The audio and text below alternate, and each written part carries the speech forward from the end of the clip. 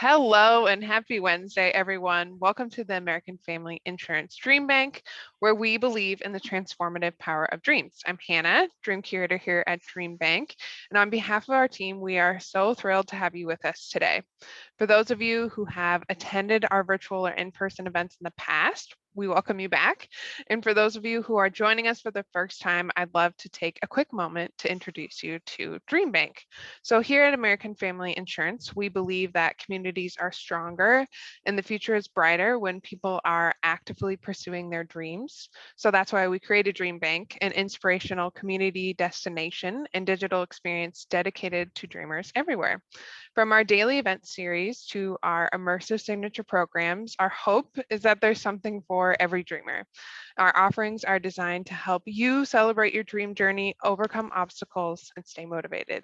So this afternoon, I have the honor of introducing our featured speaker, Ann Totero.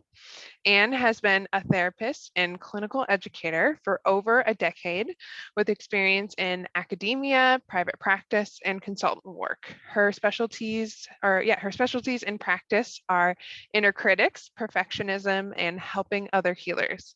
With passion for public speaking, she loves doing her podcast and talks like this at DreamBank. Today, she'll be talking about skills and mindset shifts to help you when you feel stuck while setting and attaining your own goals. So if you have any questions throughout the event, I'll have you leave them in the Q&A section at the bottom and we'll get to your questions at the end. So without further ado, please join me in welcoming our wonderful speaker this afternoon, Ann Totero. Oh man, thanks Hannah. That was nice. Those little adjectives you added in, wonderful, and I can't even fit in the Zoom screen anymore. My head's gonna be so big. Hi everybody. I'm happy to be back. I'm happy to be here. I'm going to jump in already and share my screen a little bit so we can get going. I know that I'm a visual creature. I know that it helps me organize myself as I do our presentation today. I know everybody learns differently, so let's pop it up there. Again, my name is Ann Totero. I am so happy to have you here. I know some are repeats and already let me know they were attending. Thanks if you're coming back. Hi if you're new. I am going to start today because I love setting the stage and setting some expectations and some boundaries so you know what you're going to get out of today. Hopefully something, right? Especially because you're meeting over the lunch hour. I hope some of you, whether you're drinking water or getting a little snack, make sure you got some. I always say that's my mom's word, snack. Make sure you got something in your tummy while you're doing this. It's really hard to focus or take in new information if we're not well slept, fed, or watered. I'm making us sound like we kind of are animals. I'm making us sound like we're little plants. Overview of our time together today. So I'm going to do a little bit about me in case there are people here that don't know anything about me. It gives you a little background, but we don't focus too much on that because today is mostly about you. So you see the rest of those 9 points are what we're going to talk about. We're going to talk about the inner narrative and the dialogue of the I feel stuck moments, which we all got them. We're going to talk about an overview of the skills, which from 4 to 8 you will see divorcing extremes, which I know some of you are already saying, ooh. A lot of my talks, I call them the get called out talks. You will leave here and you'll make the face like, ooh, that's definitely me. We all got them. We all have these traits about us sometimes. We're going to talk about sitting with emotions, but not submerging in them. We're going to do a little inner critic work because people know my vibe and what I go off of, which is a lot of that I'm not enough for imposter syndrome. I have to add a little bit in there. The reality versus perception, which is more about the thoughts, the intrusive thoughts, what comes up over and over again. And then number 8 is going to be the tough cookie part. That's the one I tell people, whether you're watching this in the moment live or you're fast forwarding and you're watching it later, that's the tough one. So I was joking with Hannah before we started. I said, this talk is not for the weak of character or the faint of heart or weak of character. It says something that you're here, especially over a lunch hour, or you're watching it later. It doesn't matter. You are dedicated to evolving as a human being, which I can respect, and I'm happy to have you here. And that's what it's about. It's not making any huge changes or any aha moments. It's about hopefully learning or taking one thing away that you can be, I always say, a little better you the next day.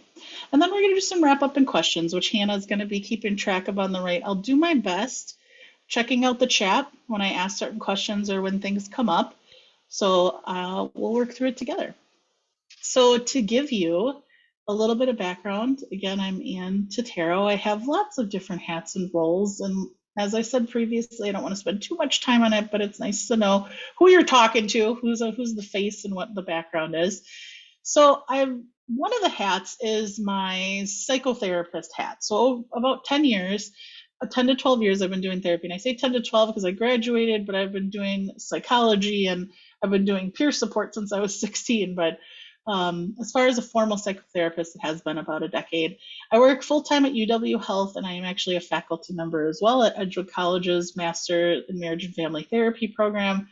And with that, I'm an AMFT approved supervisor, which I love doing, whether green therapists, and at UW even I get to teach psychologists or MDs and DOs about therapy and what to do. It's a great thing. I tend to just set a boundary right off the bat, though, that this is what you're seeing here as business owner. This work that I'm doing here is on my lunch hour too. But I'm doing this with you. It's under my LLC, which I'm really excited about because as of this summer, I'm a business owner, and I'm excited to share it because things at DreamBank, and I'm not just saying this, going to DreamBank, going to the talks at DreamBank have been a contributing factor to me pushing myself through my own dreams. So it's a mutual impact thing. And that's why I like giving back and coming back here is under this LLC, I get to do these talks. I get to be here with you, all of you here. And the other thing you might see is a podcaster. So I recently rebranded a podcast of 4 months under Healer Haven to Skull Meatloaf. Yeah, you're probably thinking that's a really bizarre name. It is. It's talking about the human condition with a little bit of humor, and you'll see me all sprinkle in humor throughout the day because you know what? I understand being human. It's tough and it's heavy, and you're here because you're feeling that, but you also got to have a little fun with it too, because there are days I just chuckle and I say, Puh, that just happened. You kind of have to keep it light.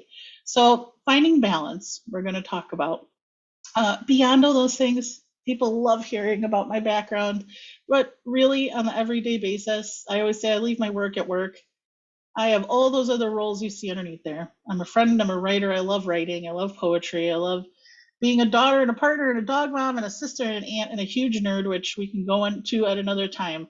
But I have all these other areas a part of me too. And they all come to today in our conversation that we're going to talk about self-dialogue and the concept of why you are here, which is feeling stuck. Or the statement, which you see next to it, which says, I'm stuck. I'm sure some of you have said some of these statements, and I'm going to have you read them as we're talking. The I feel stuck, the I'm stuck, I'm lost, I don't know where to go from here. The common one that I see is that bottom one in the middle as a therapist, I've exhausted my resources. And I truly do mean the human brain has a certain allotted amount of resources every single day that we use, every week. And when that's not rebooted, whether physically, psychologically, with relationships, time off, breaks, breath, reminding myself to breathe, I've exhausted my resources as executive functioning. Sometimes we do run out. We do run out. So even that feeling of being stuck, we're going to talk about, is it actually a reason? Or are you truly having something going on that you're feeling stuck because you need to take a break?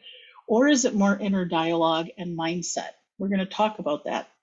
And the last one is just tell me what to do. I can't tell you how many times people come into, whether it's my workshops or my therapy work, and they say, could you please just tell me how to exist? I don't know what to do. And those that are therapists or have been to therapists, we often say we don't give advice. Our job is to kind of recalibrate and have all that stuff come together and figure out how to come to a common ground or organize it for you.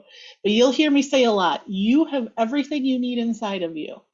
It's just about unlocking it and organizing it a little bit. And that's okay, whether a coach, a therapist, a friend, it doesn't matter. All of these helpers and healers that come through or coming to a workshop or talk at DreamBank, it all serves its purpose. So let's keep rocking and rolling here.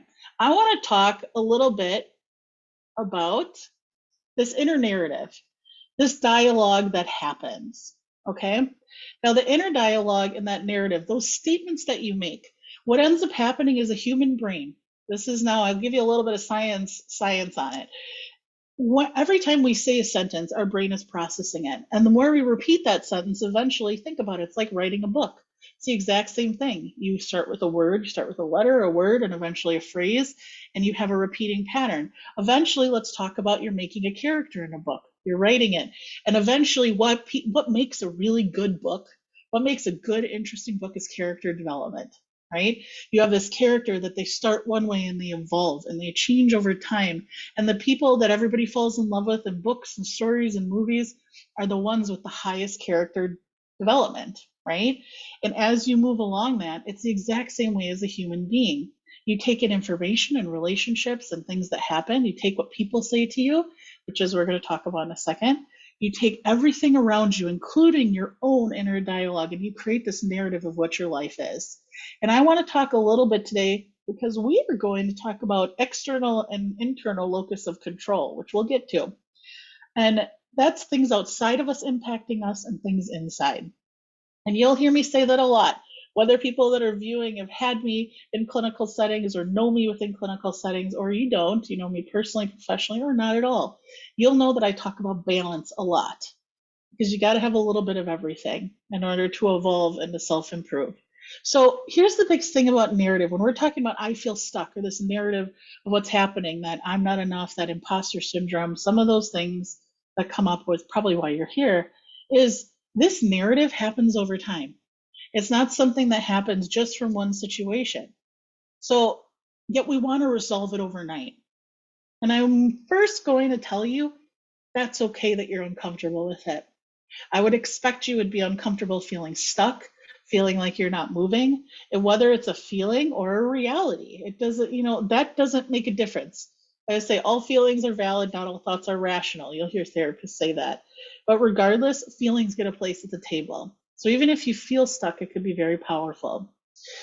And yet we want to resolve it overnight, and that's okay. I'm saying it's normal because as evolving human creatures, we want to change and better and keep moving.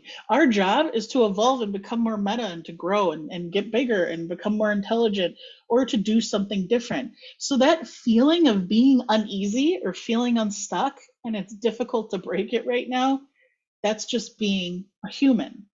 It's about what we do with it, okay? And that's sometimes what sets people apart. Is sometimes the people that channel and propel, and sometimes they know when to sit with. And a lot of life is just knowing when to navigate through that. So as you look at this narrative, it's something that's been around from the past. And as a systems therapist or a marriage and family therapist by training and trade, we talk a lot about how systems impact us, the people around us, culture, how it impacts us, right? We talk about, and the more that we've become well versed in diversity, equity, and inclusion, and a lot of this DEI work that's coming forward is things around us impact people. They impact them greatly. And for us to not say that it's a part of our narrative or doesn't impact us, would probably be some sort of self-improvement disservice in some way, right? We know that things around us impact us. So we're not just fighting what we're saying to ourselves, we're changing what we're doing. It's things in the past too. Now, present, things that impact us now, current situations, home life, work and school, relationships again, could be friendships, what you're doing right now, you're coming to a talk. And you're probably reading future and saying, how can that change my narrative if it hasn't happened yet? Well, it's how we have mindset around things. People love that buzzword manifestation. A lot of people that do manifestation work, they'll say it's how you perceive the future. I'm going to do that and taking steps to do that rather than if, or it's not going to happen. But sometimes the language that we use, our goals, our aspirations, our dreams, our DreamBank work, that it could even be what propels us to our finances, or it could be family. We have this future-oriented mindset that impacts the narrative we're writing today and what we're going to write tomorrow. So let's keep going and talk about one of the major areas that probably have impacted you coming here. And by the way, there's a lot of things that could have impacted you, but I really want to talk about something called grind culture. Now, as we look at grind culture, it is a millennial work culture concept. Millennial are still, I believe they're the number one, if not the number one. It used to be Gen X, and I think millennials have really taken over as being the number one percentage or the highest percentage in the workforce right now. So one of the things in the work culture that comes up is They coined this term, and I'm just going to read it, in the media after a deep and pervasive increase in startups and tech. So one of the things millennials, they're boomers kids, most of us, right? We have business brains. We want things to also be better. We want things to improve. And the one way to do that is we grew up with technology. A lot of us around age 12, it kind of started really kicking in for the middle class. So what happened is this term came about when we find that create startups. What ended up happening is we saw a dramatic increase in the last 5 to 10 years of these millennials, and now we see Gen Xers and Gen Zers too, having mental health symptoms and low job satisfaction. They talk about it, the quote unquote Great Depression, but for jobs. When the pandemic happened, it woke a lot of people up. Now, this culture, I just put it into 4 spots. It's the go big or the don't go home. You got late hours, high expectations, most of the time unrealistic goals they're setting for people, and productivity driven, saying do. So you think of those of us that are Googling imposter syndrome. Those of us that are Googling, I'm not enough. I don't feel like I'm enough. I'm stuck. A part of us today, when I say external, these are things that impact us. Maybe it doesn't cause you to feel stuck, but it impacts us.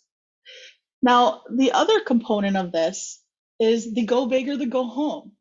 Sometimes the almost shameful or guilt-ridden statements of, if you just can't hack it, you just don't have what it takes.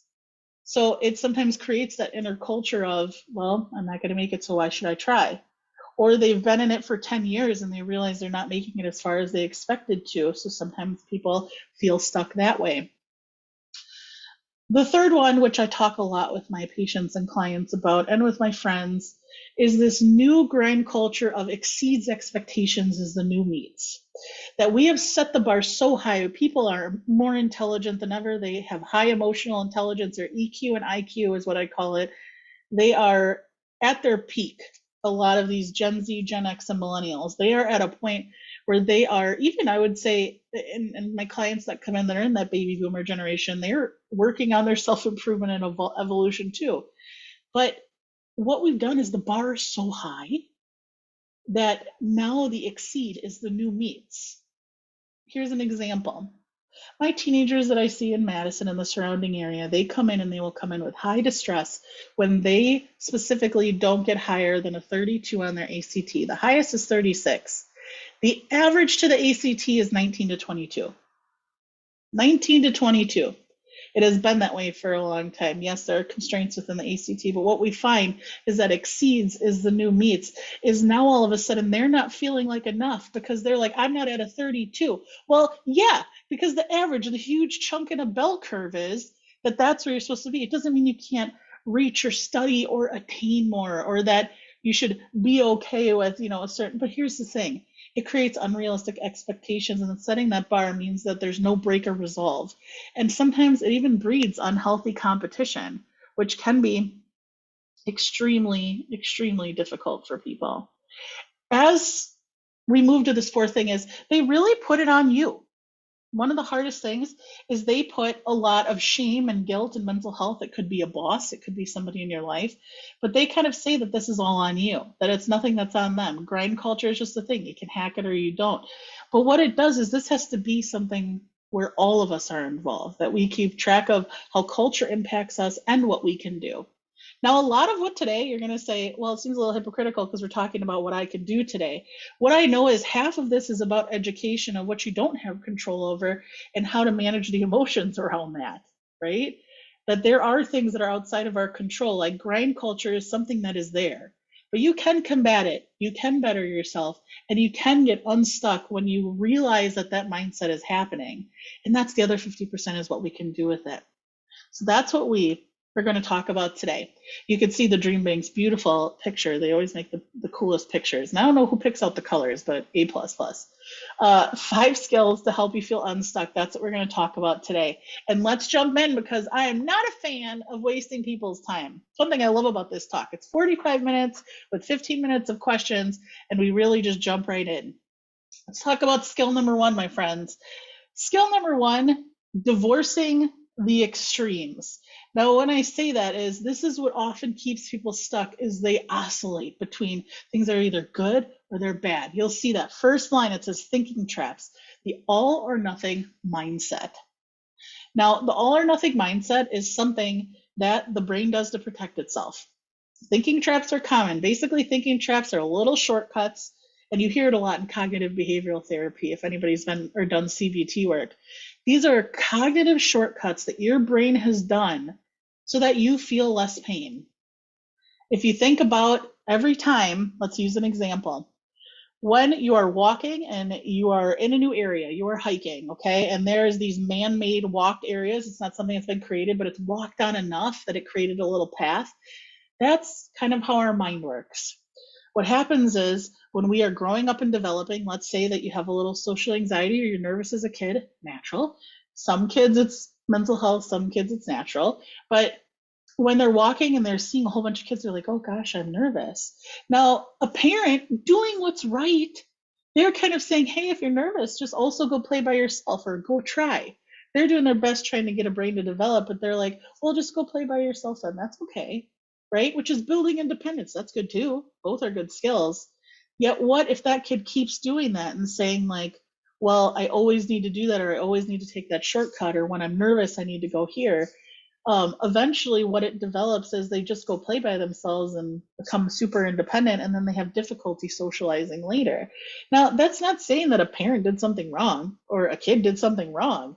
That's just saying that something that was trying to help, especially a parent, eventually the brain ran with it. And it does. The more that we repeat a pattern and we walk that way and say all or nothing thinking, right?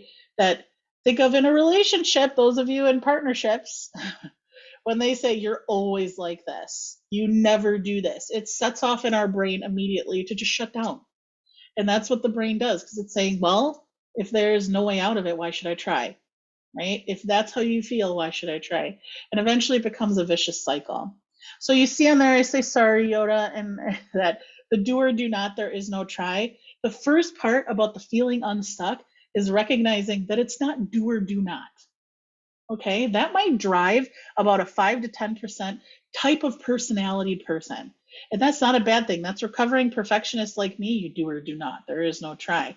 But I'm moving away from that as a recovering perfectionist and saying, no, I can try and I can learn, that I can take things slow, that there is patience, that sometimes feeling stuck in my mind is that I'm not giving enough credit to the good things or recognizing what I am doing.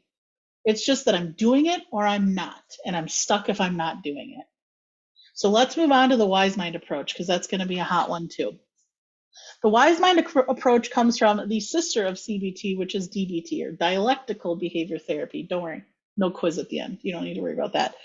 DBT comes from Marsha Linehan, who loves CBT, said that feelings affect thoughts and vice versa, and it causes us to react a certain way. And there's validity to CBT, and it helps a lot of people. But DBT came along and said, okay, well, what if somebody like makes you mad or peeves you? Or what if something outside of you is out of your control? Then what? You know, we noticed people did CBT, then we put them back with their families. Well, I became a family therapist. They put them back with their families, and all their patterns came back. Right? And they're like, well, why? Because people outside of us impact us. So the wise mind approach, quote unquote, is from DBT. I want you to think of a circle, and they're overlapping. One of those circles are all your thoughts. People that are even hyperlogical, the person that try to intellectualize their emotions. And then there's your hyper emotional, where they just react. They react and they have high emotion. It's difficult for them to process, or they stay there really long. Well, DBT, or the wise mind approach about feeling unstuck, is about combining those and crossing them over into a little diagram for a centerpiece where they crisscross, and it's called the wise mind. And what the focus, it's about creating flexibility in thought, that you get your emotions, I feel stuck, and you can do something with it. And you still have to take a step. And you can sit with it. I say sit with your emotions, but don't let them stay for dinner, but don't let them stay the weekend. Nobody likes weekend people that stay too long, or they like overstay. Just doesn't work. And all of you know what I'm talking about if you've had people at your house. I always do this kind of like, oh, they want to stay the weekend, and it's somebody you love, but you're like, So I love happiness, which we're going to talk about under here. I love happiness, but I'm going to get really tired if I'm elated 24/7. Like I would probably be exhausted after having it for too long. So I'm gonna in a second go down to that because the next bullet point's hard for people. The wise mind approach is really about finding that balance. It's about finding that balance of that flexibility and saying, I get my feeling and I got to do something with it. And maybe realizing sometimes there's not something to do. You just get your feeling and have to sit with it, which is our next slide. I would say don't cheat and look for it, but you can't. Only one that has access to it. But the wise mind approach. There are a whole bunch of articles on thinking traps and wise mind. There are self-help PDFs.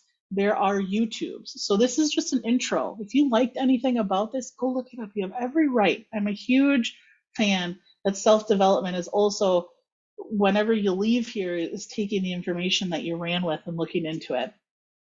So the divorcing extreme also comes with dumping the obsession with happiness. Now, I just did a podcast episode on my Skull Meatloaf podcast. It was my episode 1 of season 5, and it's divorcing that obsession with happiness. People spend hours, and this is going to sound wild, just hear me out till the end. And I want to hear your thoughts too. People spend hours and years and millions of dollars on happiness. They say, I just want to be happy. And most of us have said that. And that's not something to shame. We all want happiness. We all want that feeling of being what I call content now, or okay with being okay. But happiness specifically, that elated sense of being, one of the things is to realize is dumping that obsession with it means you are trying to seek out an emotion. Emotions are meant to come and go. And the hardest thing is grind culture and all these other things have made us obsessed with that state of being. We are obsessing over something that is an emotion. Happiness is not meant to be a state of being. It's meant to be an emotion to help us survive and create core memories and to feel joy. It is not something that we are supposed to seek out and be somewhere all the time. So we talk a lot, even in the podcast, about, I'd say replace it. Just say content. And you could feel joy and contentedness, but when we obsess over happiness, that feeling of being stuck, because you have this view of what happiness is. And a lot of the times it's difficult to say that culture and media has told us a lot of what means or what equates to happy. You get to define what content looks like for you. So what I want to do is now go to, I just checked a couple of comments. Thank you. You guys are supportive and kind. Thank you. Skill number 2, sit with, not submerge. How many times do you hear people say, like, just sit with your emotions when you say, I feel stuck today? They're like, well, just sit with it. It's okay to be there. Right? But what they don't tell you is like, okay, when's the timeline where it's a little toxic to me? Right? When is it where I have this skill where I'm sitting with, but now I'm sitting here submerging? So my statement of allow your emotions for dinner, but don't let them stay the weekend, is when you're sitting with, is when you're thinking about it, you're observing it, you're taking it apart a little bit, you're talking about it with people, but then there, and you know who these individuals are, and maybe you are one. Today is about calling yourself out a little bit if you're one of these individuals. No shame, just about saying what is. But if you're somebody where you take it into the weekend or the month or the year, and all of a sudden you are submerging in that emotion, you have now moved into a happy little coffee percolator. You are now sitting there way too long. And anybody that knows anything about letting coffee stay too long, we know that eventually it chars and it don't taste so good. Okay. I grew up in an Italian restaurant. I could tell you, people knew when you cooked coffee too long. Now, what's hard is not a lot of people know when they've cooked their coffee too long. They don't know what sitting with versus submerging is. Now, I encourage you to think about that because all of you are different. Whether you're watching this now or you're watching the recording later, sitting with versus submerging, I tend to say, if it's been, and clients will ask me when, if it's been like a night or like a day, or you're talking about it for a little bit, but you're on it like a week or 2 later, that's when you're submerging. Emotions are meant to come and go. Emotions were created, and we know from brain scans and from research, which it's not always about that, but I do like noting, sometimes the scientific part of it is that regardless of where babies were born in the world, they all had the similar emotions. They had primary emotions: sadness, fear, disgust, and joy. And that's how they communicated to their caregiver, I'm okay, because they can't use words. So emotions, these things that we hate, that we're annoyed with, that we're sometimes, experiencing a lot, I say they're there as a survival mechanism. So they're there for a reason. Listen to them, but sit with them, talk to them, allow them to come and go. But you don't need to turn it into a state of being. Like sadness, I feel really sad. But misery is a state of being. And misery, people don't like this. It's a choice. Misery is a choice. Being sad is not. Grief, no. Sadness and grief and these things over here, those are things we experience. But when people turn to misery, it now has turned into a state of being that somebody has to get out of. When my mom used to say the phrase, misery loves company, right? Well, misery loves company. And the other thing is, when you're looking at this, is riding the wave. Again, a concept or skill you can look up, but allowing it to come and go. So I want you to just type to me in the chat a little bit. When you think about a wave, tell me some of the qualities of a wave. Tell me about the qualities of a wave. Could be anything, a wave, like a water wave. Just type in anything. Intense, fluid, yeah, nice, heavy, comes on strong, presses. Oh, that was good. Whoever did that, you're probably a writer. Beautiful. It comes and goes. The biggest thing, waves, they gotta come down. Do you ever know? Somebody will make a joke in here, being like, "What about the frozen ones?" They're like, "What about the frozen waves you see in those cool pictures?" Okay, well, we're just not gonna talk about those. We're just gonna ignore those. But the waves, the biggest thing is waves have to come down. They don't stay there forever. And two, you can plan for waves the best you can, but tidal waves, they come from the middle of the ocean and there's only so much we can do, right? So and I love it. Waves don't move particles back and forth, just up and down. I actually really like that. Frustrating, massive. Yes, these are all perfect. But what it does is you realize it has to come down. Yes, Kathy, you can't fight them. The one thing anybody that's grown up by the ocean should know, when a wave comes in, like if you're a kid, you take the wave, you move with it, and it will happen whether you want it or not. Great point, Gina. That there is this part of it where we want to fight these emotions. They're there for a reason. Take them in, ride them a little bit, learn from them. Why is the survival mechanism going off? You're feeling stuck. What's underneath that? You're sad or scared about something, because feeling stuck is a secondary emotion. That means that there's primary emotions that are underneath it. So what are you sad and scared about that's really going on? And that's what today is about, that you're taking steps, everybody in here is talking about that. They are meant to be felt. And the other thing is patience. That sitting with your emotions a lot of the times is being patient. And I put on here, taking on all the things isn't a badge of honor. So those of you that put everything on your shoulders, like recovering perfectionists like me, and you're like, ooh, and everybody comes up to you and they romanticize perfectionism and say, you carry all the things on your shoulders, you're so strong, you're such a caretaker.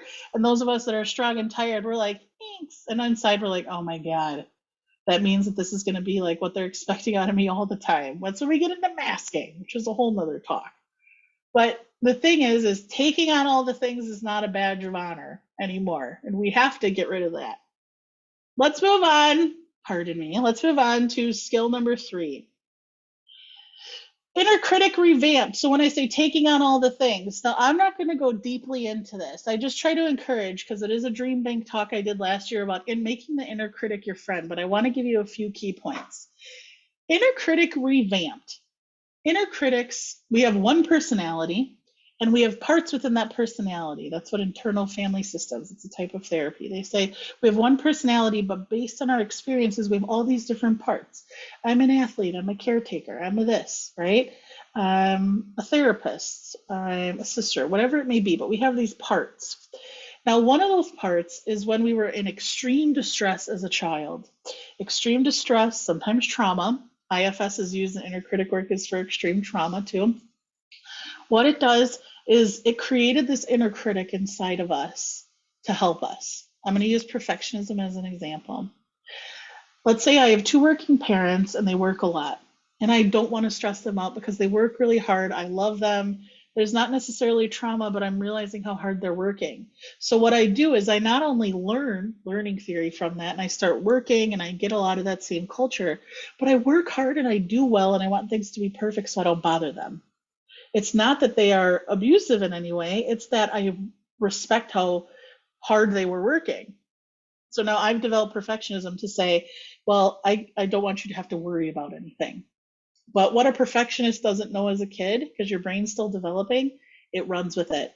And that inner narrative of do more, be more, not enough. You need to get this done. Don't get a B because then it's going to make more work for mom and or dad or caregiver. It's going to make more work for them. So this perfectionism comes up and it's just like, come on, what's wrong with you? Why aren't you doing this perfectly? Now, it went there to help us survive. It just unfortunately had so much fear that it turned into an inner dialogue that becomes pretty toxic to us. Okay? So a lot of my talk is about we always try to shut that inner critic down. Instead, I want you to open your mind to it. Instead of shutting it down, I want you to start listening to it and trying to be friends with it. And saying, you know, the biggest thing we know about inner bullies, right, or bullies in general, is there's some sort of misunderstanding or something that happened to them. And this part of you, this inner critic, is a really scared little kid. This is a really scared little kid that doesn't really know what to do with the information at hand. And it never learned differently. So our job as adults, because you're taking control of your life and who you are now and you're evolving, you listen to it. If there's one thing an inner critic is coming up, there's something that's going on. And we at least have to slow down to say, what's going on that my fear is coming up or my sadness is coming up? Why is my perfectionism flaring right now? Is it something outside of me or inside that I need to figure out? Listen, they know us. They've seen us really hurt. So listen, and they're trying to help. We know that, you know, with some toxic relationships, right, that some we can learn to grow with. And this is the inner you. This is a relationship we can repair. Okay, this is a relationship we can and should repair. They're thinking they're healing and helping us. Again, it's just out of fear. It's working with you. They feel what you feel. They just react differently. And you got to ask it advice. What am I missing right now? What's going on? Sit down. And when I say watch that inner critic talk, it's not a plug for me or DreamBank. It truly is because it describes this more deeply if you're interested in this, that it talks about how to make friends with your inner critic. If this is something that's saying I need to look into this more, go check out that or inner critic work from IFS. But the biggest thing, ask yourself, what am I missing? What's going on? All right, here we go. Let's go to, I was just checking the chat. Let's just check in the little chat. It is crying for a hug. Absolutely. It is our inner child, which we talk about inner child healing, inner teenager healing, which I'm a fan of, and just forgiving yourself for the things you did when you were young, like that 18 to 30-year-old self for those of you that are over 30. So let's talk about skill number 4, because I know I want to leave some time for questions or thoughts at the end. We're at about 12:38 right now. Those of you that are eating lunch, if you still haven't gotten lunch, go get lunch. Skill number 4 is the narrative. We talked a little bit about this, but there is the narrative that is the reality, the things that are going on, the what is. And then there is the other powerful factor. If there's anything I've learned about the human brain, it is incredibly powerful. It is incredibly powerful. It says it can work for or against you. And sometimes we need to take control of that perception, because this narrative that is being repeated inside your head, whether I feel stuck, I'm not enough, this isn't going to happen, I'm never going to succeed, these sorts of mindsets are truly what is reality versus what is perception, right? And I want you to ask yourself right now. If you feel like typing it in the chat, that's okay. I always say it's very vulnerable, and I know people's names are attached, so please, everything is voluntary. But I want you to think, when you think about the phrase, what's the narrative you are telling yourself about yourself? Do you like the main character? That's you. You are the main character. Nobody else is the main character of your story but you. And I say that, everyone's going to say, oh, that's very, American. No, because I'm a firm believer people need people. Anybody that knows me, I have learned this over time. I believe in systems. They impact us, and we do need people. I truly believe that. I think they help us grow. But you are the only person that has been in your skin 24/7, 365. I want you to sit with that. You are the only person, not even your dog that hang out with you, my dog that's next to me. Anybody that knows Friday, she's next to me right now. Every dog, human being, parent, caregiver, teacher, mentor, they have not seen you in every light.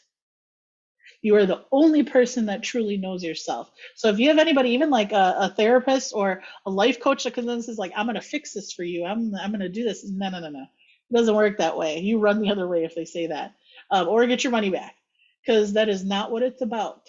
You are the only person that's an expert. So I want you to ask yourself, do you like the main character of your story right now? And if you don't, that's something you're going to have to leave today and ask about. What do you, what don't you like? What's your narrative you're telling yourself?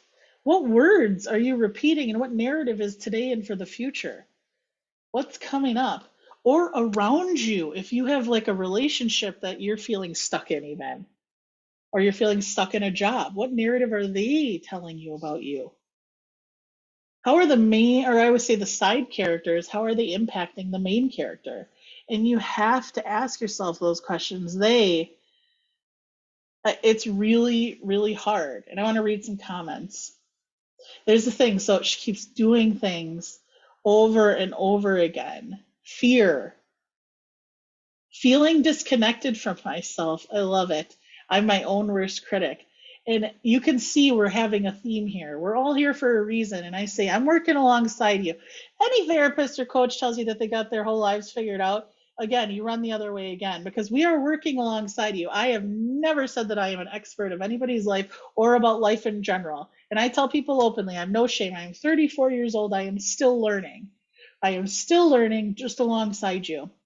But as far as one thing I am an expert of is adversity and coming back to the drawing board when it is the darkest of moments, and having hope for people when they don't have hope. And that is something that I'm an expert of. But as far as life, we're all doing this alongside each other. This stuff I am still in recovery from and learning more. That's why I keep coming back to DreamBank and keep doing these talks to work alongside you. And that's what you have to ask yourself. What is the reality of the situation that's going on? What's the reality, the facts, not the feelings, not the perception, not the intrusive thoughts, the facts of the situation? What do you know? And be honest with yourself. And Kathy even said, I was 64 and every day I learned something new. Heck yes. This is about propelling and learning this whole life and having fun while doing it. Maybe never mind. Okay. I always say if it was my podcast, I would have said something. Maybe I'll put that on my next episode. But for DreamBank, I'm going to not do that. Sometimes I joke that I swear outside of here like a sailor, so I had to make sure I didn't do that. But I want you to really be honest with yourself. And honestly, that little part that says phone a friend, that friend that we all kind of avoided because they're honestly brutal or brutally honest, and you're feeling stuck, call them. Okay, now they might hurt your feelings a little bit about certain things, but if they're not toxic and they're just brutally honest, give them a call and be like, what's perception and what's reality? What's going on in my life right now? My partner sat down with me the other day because I was telling him I was having a day. This is literally just this week, you guys. I had a day where I'm like, am I on the right path? Am I doing what I need to do? And he sat me down for 15 minutes. He's like, look me in the eye. And he told me all the successes that I've had in the last 1 to 2 years. And some days we need that. But he looked at me, he's like, cut your crap, don't talk, I don't want to hear anything. I love you, I'm not trying to silence you, but for 15 minutes you got to listen. And he told me all the successes. I forgot about all of them because I'm so sometimes caught up in that next thing or helping people that I sometimes not gracious or take in what I have done. So that's the perception versus that. Now, number 5 is the key here. A lot of you, this is when I said this isn't for the faint of heart here. All right, the heart-to-heart conversation with yourself after you leave today. An honest conversation, I'm going to read this. An honest conversation with yourself. The I feel stuck about what's going on. You may need people to help you organize or set the pace, like therapist, coach, friend, but you are the expert of your potential and your capabilities. So this last slide is just for you. Excuse versus reason. Is the reason you feel unstuck versus are you stuck? And I'm not saying stuck, because that's different. Stuck is different, but is it the mindset of, is there a reason, a true barrier that right now things are slow moving? And by the way, sometimes moving, when I say backwards, I'm not a believer that we can move backwards, because if you keep learning and you're a human, there's no way you can go back to who you were. I tell people in therapy, I said, I know you fear that, the relapse, but you know more than you knew back then. It's not possible to go back to that person. You might need to take a step back to take things in, but you will not go back and take a train back to who you were. So the question of, is it a reason? Is there truly a barrier you're working through or working on, or something out of your control that you're having to either slow down or stay right now? And the reasons aren't things we change. Probably because you're somebody that you have difficulty just being here. A lot of this work is knowing when to stay, when to go, when to sit with, and when to keep moving. And it's about finding that balance. And does it get easier? I don't know. Still figuring that out. Check people in the chat. Does it get easier? Those of you that we always say, Kathy, who openly said, I'm 64 and still learning, if it gets easier. The thing is you are working through it. You are working through things. But I want to tell you about excuses.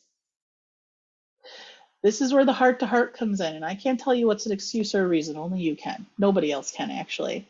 If you are making excuses, a barrier you're giving weight or way too much life to, an external locus of control, that it's things outside of you. Well, it's this, well, it's that, well, it's this, well, it's that. And all of a sudden, you spent 20 years and you haven't pursued any of your goals. Some of those are excuses. Some of those are excuses. And you need to ask yourself, what is a reason versus what is an excuse? I tend to say, like, I'm in recovery from not just mental health recovery, but physical disability. And I tell people I actually do have some restrictions because of those things. It's not because I'm lazy. That's internalized ableism. It's not because I'm lazy. It's because I have certain things that I've had to overcome or to figure out ways around for accommodations. That doesn't mean I'm lazy or not enough. That's a reason. Yet if I go to the excuse side, I used to say before I started my business, excuse, I don't have money, I can't do this. How will I reach out to people? Those were things I was putting weight to put barriers in my own way. And eventually, to be honest, I had to look at myself and say, stop making the excuses and have peace and patience for your reasons. And that's my encouragement as you leave today, is asking yourself those questions. Now, as we have about 13 minutes left, I want to give you some conclusions. We spend a lot of time feeling stuck because we're really hard on ourselves. We spend a lot of time saying or thinking that we are the villains to things. Now, I'm not saying that we can't do things wrong. I'm not saying everything in here does everything right. It's not possible. But heroes and villains are from fairy tales. They are things that we obsess over. They are the extremes. Because in the real world, we have to understand that both are necessary. You have to have a little excuse and a little reason. You have to have a little perception and a little reality. You have to have balance. You have to have feelings and thoughts. All of these things we spend fighting that there needs to be something we need to be or do. And sometimes it's just observing what you need to do next. So that narrative, know that you're writing it. You're the only expert. You decide who the main characters are. And find people who see you. The biggest thing about feeling stuck, I'm a firm believer of people around us. Watch when you succeed and see what people do. And the people that aren't for it, they might be scared. Even jealousy is just an emotion. I don't mind too much. Jealousy is an emotion. People that are possessive, I'm not a fan of, or they hold you back. But there's certain things where find people who see you, that they want you to succeed. Because you'll see on my last slide, we can't do this alone. You coming here today is not a weakness or too much. And maybe somebody's like, oh, you're going another one of those talks. Heck yeah, I am. I'm figuring out to evolve with what I have today. And that's pretty awesome that you are. And the other thing, because I know most of you are caretakers by the comments that you made today, you can be strong and tired. Everybody sits here and says that, oh, Why am I so tired? I should be able to get through this. That's ableism stuff. Both can be true. You can be strong and tired. It's okay to take breaks. It's okay to be patient. And if today isn't a day where you don't want to grow and evolve and think healthy, don't do it. Grab some buttery popcorn and go watch a movie. And you know what? That's the other thing too, those extremes. Go do what you want to do. You're taking a day off. We're not supposed to be on all the time. There are rest days. There are rest days. Make sure that you give yourself that, and as you look at that narrative. And I'm going to put this, thank you, and I'm going to go back to questions, but remember, we aren't in this alone. So I'm glad you're here. I'm glad you're not doing it alone. And thank you for all your comments today. And I'm going to open it up to questions or statements or other thoughts people have. I left about 10 minutes so we could do that. Yes, and that was so wonderful. I'll let people go ahead, and if you have any questions, just put them in the chat or in the Q&A section. But I'll answer a few just like general questions. I know people had asked if this event was going to be recorded. It's going to be on our YouTube page by probably Friday. I just put it in the chat, and then also that's where you can find Anne's other talk that she gave. I want to say last October of last year. That was really fabulous on inner critic work. So hopefully that will help you. I think Tanya just asked a question about that, but yes, you will be able to watch the recording again later, and you'll be able to find that on our DreamBank YouTube page. So, okay, I have another question just to get us started, but you kind of talked a lot about grind culture at the beginning, which I absolutely loved. And you mentioned that there are ways to hack it. Are there ways to hack it, or is it more of an adjustment of you? So I'm a fan of there are ways to hack it. That should be a whole page in itself. But it does start with the knowledge of what it is. So the ways of hacking it does start with the knowledge of knowing that it exists and when it's happening. So I tend to tell people that and this is nothing against anywhere that I work, I'm in a grind culture right now, working in healthcare. It very much exceeds as the new meats because we need to help patients. I think it comes from good intention. That's the worst part. I don't think grind culture was birthed from somebody trying to be terrible. And maybe some people are like, oh, well, there are people that use it for money or they use it for this. Yeah, there's always going to be bad people in the world. Sorry, guys. Like, there's always going to be people that run with stuff. But as far as hacking, it is your knowledge and the recognition of where do I fit into that? That's the first question you have to ask. Do I want to be in it? Okay, now there are some people, they are good in it, they are pioneers, they are business owners, and they are really good at navigating a system and making it healthy. They go in and they like purify things, and those are strong souls. There are people that could do it. But it's really about saying, is that the culture that I want to be in? Because you got to play a little bit of a chess game. You got to play a little bit of a chess game to figure out where you fit into it. Now, the other way of hacking it is making your own job. Now, I know that sounds really wild, but anybody that has this mindset and grind culture, they have about 3 to 5 jobs that aren't in a company that should be there. Don't be afraid to make those jobs. Make a name for it. Give them the research. Make a space for it. Say, you know what, this is something I'm really into. I just had somebody that actually followed up with me for my inner critic talk that I stayed connected to on LinkedIn, and she just started her own business.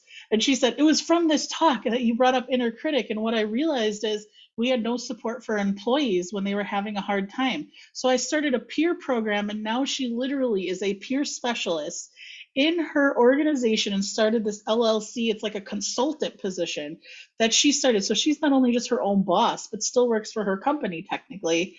And she created that. She ran with it. So that's a way to hack the system is don't fit within their box. If you fit within their box, what do you think is going to happen? It's kind of like watermelons. They stick them in those boxes, right? And they turn into square watermelons. Don't be a square watermelon. Tell them that there are other shapes that you can make the watermelon and you have an idea about that, right? So that's a way to also hack it. Oh, what an incredible story. I feel like that makes me think of Gina's comment earlier, like every day you're learning something new is a good day. It's true. It's very true. Adrienne asked a question. They said, one stuck situation seems to lead me to another. Is there a recommended way to break the log jam? Love that metaphor. So I'm going to do something I normally do in workshops or group. I want to put it back to people in the chat for a second. I have my own answer. But I want you, Adrienne's question. One stuck situation leads to another. How would you guys recommend as a peer support group going through this yourself? How have you gotten through your log jams? What have you noticed worked? People are thinking. You can hear talk about percolating. They're like, that's why I'm here, Anne. Why would I be here? Very good. Locus of control. I was waiting for it. Yep. Yep. Isn't this amazing? See what I have? You guys are all coming to this talk. You should be doing the talk, right?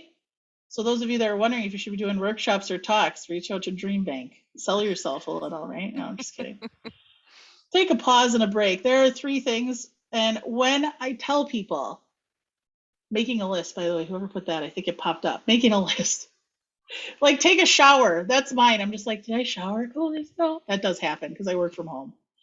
And laughing. Thank you, Amy. Humor. Oh, humor. It's why my podcast and what I do in therapy, I laugh with people all the time. It doesn't need to be all serious.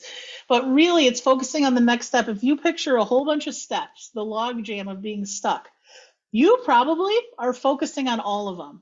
Less of that. That is what overwhelms. Executive functioning is a frontal lobe thing. It is what our brain does when we are taking in information and spitting it out, how we propel or do the next step. Sometimes our executive functioning runs out and we can't. We literally can't. And I'm saying that. When the brain shuts down, it's shut down. So what you have to do is you need to tell your brain, stop focusing on all that. Do one thing. One thing. Whether it's the shower, whether it's one application, whether it's filling out your LLC paperwork if you want to start a business. You're welcome, Sherry. Thanks for coming. But that is what I wanted to teach people is just the next step. Your executive functioning can't handle all the steps. It'll run out. I promise you. No one's smart enough or has enough EQ. And I mean that. You're all brilliant. It's not about talking down. It's saying our brains don't have the capacity. When I say smart enough, it's more just biological. Our brains can't take on all the things forever. It's not meant to. The way we evolve is we take on one step, we take in that step, and then we take the next one.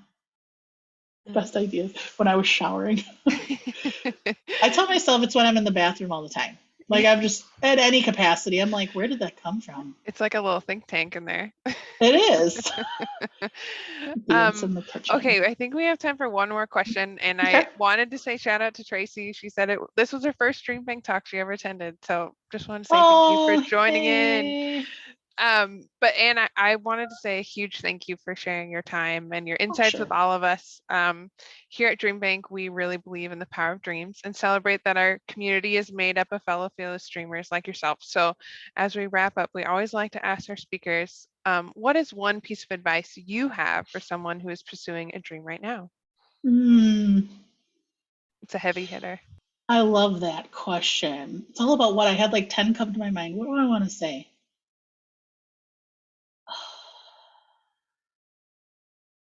I know this sounds like what I said already, but I really do. I know we talk a lot about what we can do. Find your people. You'll notice the energy of people around you make a big difference. Find your people and those that really celebrate your successes. I'm not talking about they puke too much sunshine or they are always positive. We're not talking about toxic positivity here.